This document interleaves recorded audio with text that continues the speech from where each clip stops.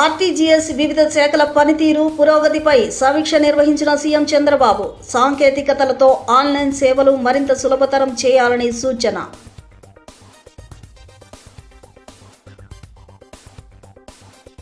YCP ప్రభుత్వ హయాంలో 3,500 కోట్ల లిక్కర్ స్కామ్ జరిగిందన్న మంత్రి కొలుసు పార్థసారథి. అవినీతిపై విచారణ జరుగుతుంటే రాజకీయ కక్ష సాధింపుగా చిత్రీకరిస్తూ ఎదురు దాడికి దిగుతున్నారంటూ ధ్వజం.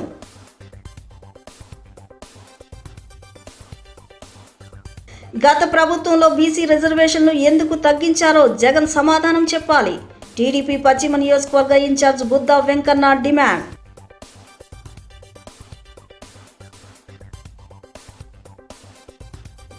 బీసీల ఎదుగుదలను అడ్డుకుంటున్న వ్యక్తి చంద్రబాబు. వైసీపీ మాజీ మంత్రుల ఆరోపణ.